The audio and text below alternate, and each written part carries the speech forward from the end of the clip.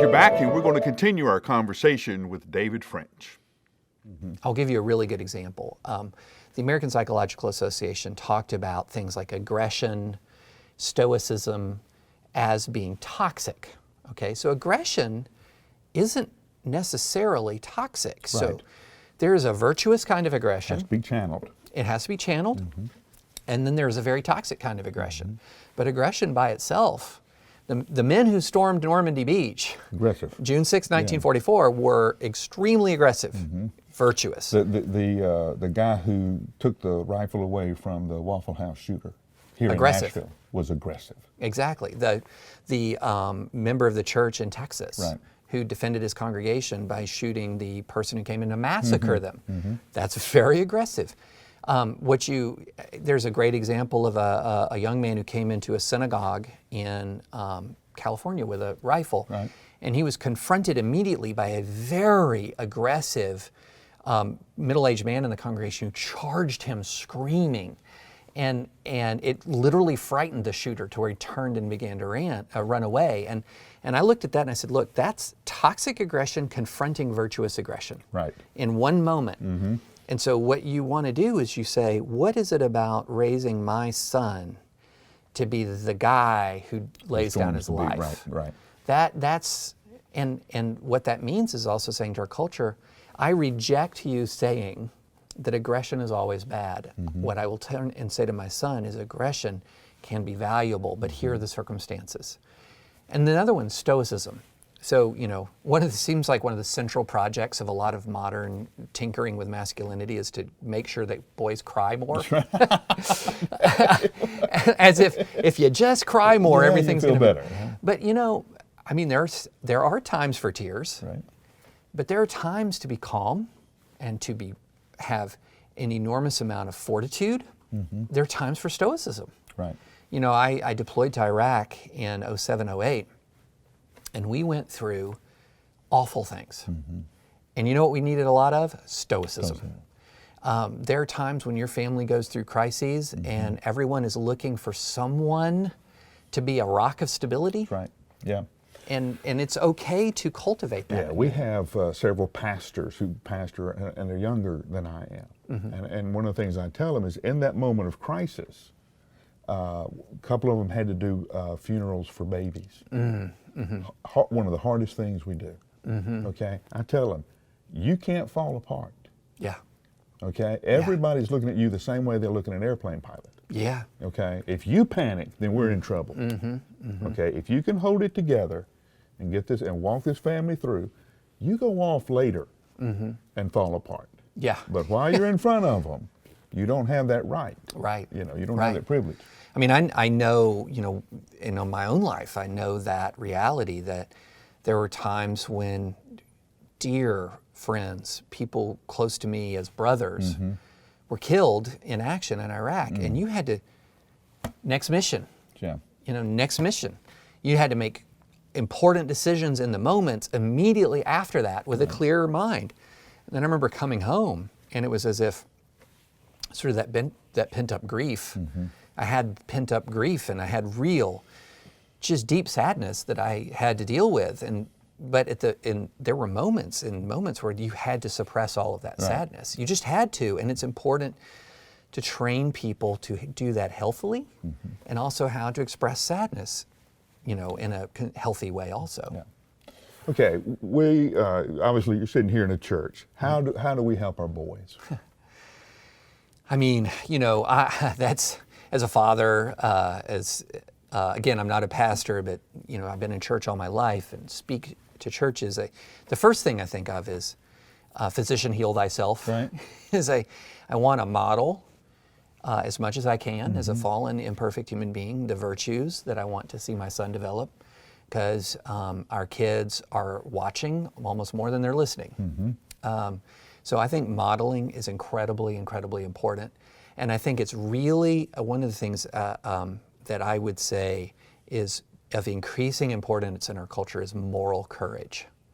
So it is getting less easy in this culture to be a Christian. and to be a faithful Christian. Right. It's just getting less easy.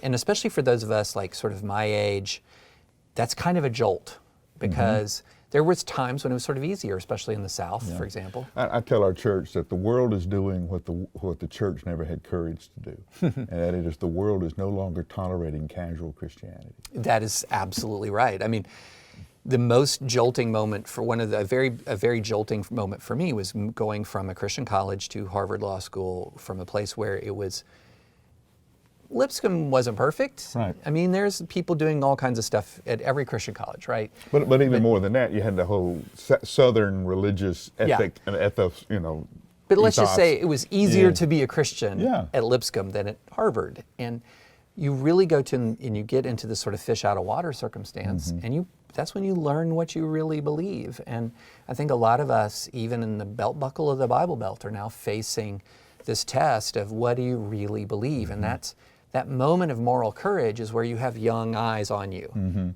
And that means, for example, it doesn't just mean, okay, I'm a Christian, but also means I'm a Christian man. Right. And I'm a Christian woman, and that there are differences. There are differences, and one of the reasons what social science is now teaching us is that the presence of fathers is huge, and it's not even just your own father. People who grow up without fathers in neighborhoods with more fathers tend to do better than people without fathers who grew up in neighborhoods without fathers. And so that presence and I also think, by the way, one of the things that men struggle with a ton is lack of purpose. Right. The purpose of being a father is a lifelong calling that can provide a man with a sense of purpose independent of career. Right. Yeah, that was really disappointing when I realized I would never quit being a dad. if they leave the home, it doesn't make any difference. You're still dad. My wife said it very well when our oldest daughter went off to college, and as the kids got older, she was like, I think I've done more parenting when my kids are in college than I did, in the high school years. Yeah. It just doesn't stop. And then you become a grandparent, and there's a littler eyes on you, and they're also looking at you. One of the great privileges I've had being here for 28 years is I tell people I don't have any biological daughters, but I have lots of adopted daughters. And they bring their boyfriends to me, and they got to do all that stuff. So I think there's also the role of the church. Yeah, we model it, but we also step in where fathers are needed. Absolutely. And get in. I tell the church, I said, you will come to me later and say, this young man got in trouble. Let's pray for him, bless his heart. Yeah. What you won't do is to step across the street and say, yeah, listen, dude, let's go to coffee. Let's go have lunch. And get in this young man's life before there's trouble. I'm so glad you said that, because another thing that is invaluable for young men who are struggling, but also invaluable for the mentoring men, is developing these relationships. Years ago, I remember, when I was in law school and a young lawyer, I did a Big Brother program. I was part of Big Brother program, mentoring programs. And, you go into it with the idea, I really want to help a struggling young kid. I really want to help a struggling young man. And you come out of it and you realize, man, it changed me. That's right. It changed me. And there's this, a lot of us, we live in a really political age, and we often spend a lot of our brain power worrying about how can we affect the whole world. And we don't spend as much of our brain power thinking about how can I affect the person like three seats down from me in church. And we almost need to reverse that. Right. Okay. We have the crisis in masculinity, single men that we need to pay particular attention to. Yes, provide, big time. Mentors, fathers, models, connectivity, community, and a meaning for life. Yes. Which is what the church is called to do. Absolutely. That's right down or should be, right down our wheelhouse.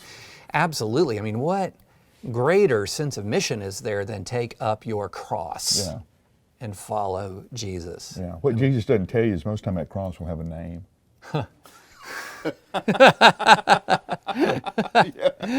Yeah, that's him. Okay. Yeah. Yeah. And then, you know, it's funny, I think it never hit me, just to sort of put a period on this conversation, it never hit me that need for purpose as much as it did when I came back from Iraq. Right.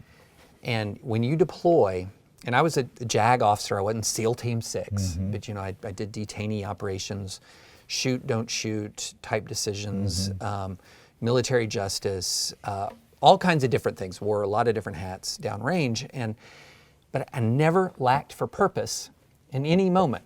Right. I always knew why. what I was Why you were doing, there. why I was there, and sometimes the purpose was life and death. And then I come home, you know, and I remember when I got home, we're driving from Nashville Airport to my house in Columbia, Tennessee at the time, and we stop at Cracker Barrel. And I had this incredible sense of, I don't know my purpose. Like, this just feels less. Yeah, that's right. Yeah. This feels, and then also I had felt this loneliness, which is going to sound weird because I was reuniting with my family, but I had this bond with these guys downrange that cannot, it's so hard to replicate. Yeah. And so you feel a loneliness and a loss of purpose. And I feel like in that moment, and as I began to process all of that, I felt like I gained insight into the way an awful lot of people just feel right now. live. That's just how they live. You can find his writings in all the major publications, Google him, website, all of that stuff. This is David A. French, and he is a really good guy, and he's well worth your read. David, thank you Thank for spending you. your time with us. I'm Mike Glenn, Senior Pastor, Brentwood Baptist Church. Thanks for spending his time with us. Hit subscribe or like on your way out, and I'll see you next time.